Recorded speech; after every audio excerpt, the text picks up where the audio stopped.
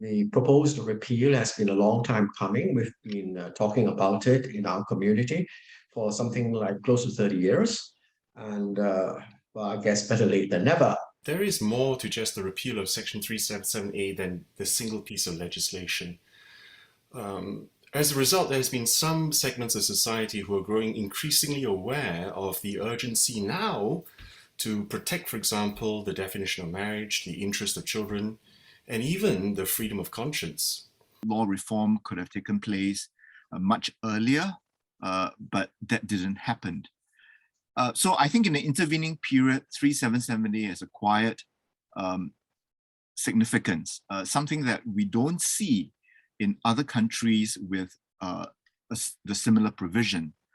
So I think to some segments of Singaporeans, 377A is a standard bearer, a moral marker of sorts. We have always talked about there being a culture of respect for the law, which we all hold dear as citizens, which we all know also has resulted in much international respect and trust. So I'm not sure if we are staying in integrity to this value, to this culture, or to this international standing, if we continue to hold this law, right?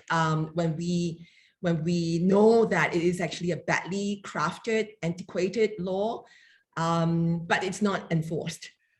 For 30 years, the conversation should have been and has been in parts about the equal place of LGBT persons in Singapore. And by that, I mean issues like job discrimination, career advancement, their access to housing on the same basis as other citizens, recognition and dignity in their family relationships, access to information, freedom to express themselves and to represent themselves, and therefore to combat stigma and stereotype.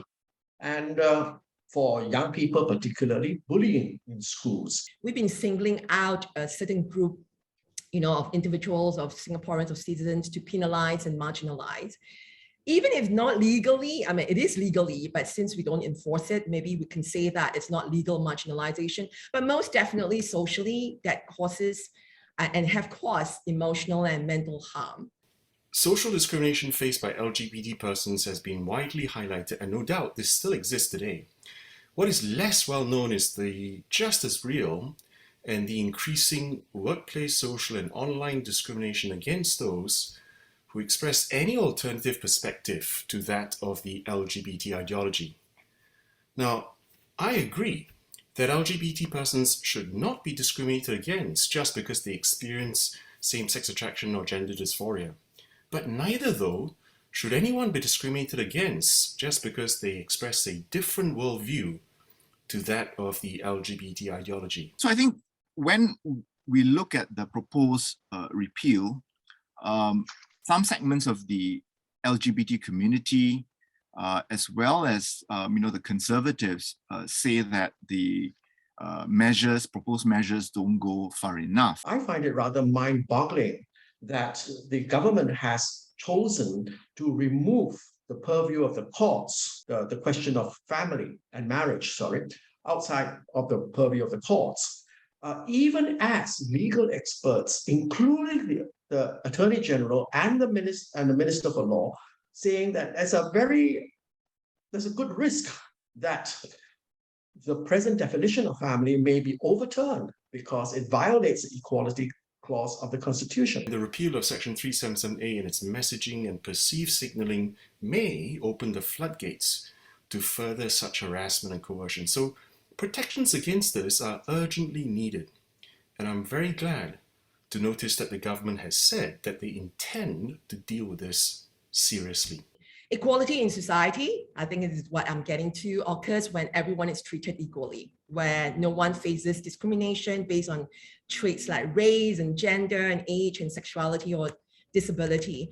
It's an ideal. Of course, we can say that it's not going to happen, but it's an ideal that every civilized society aspires and must want to aspire towards, so that we can operate from a place of love for all, so that everyone can access equal opportunities. I think what is really important, is to also recognize that there is no magic in the repeal of 377A.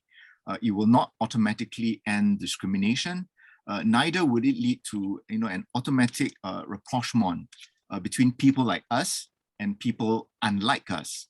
But I think what the repeal can do is to remove the baggage that 377A is.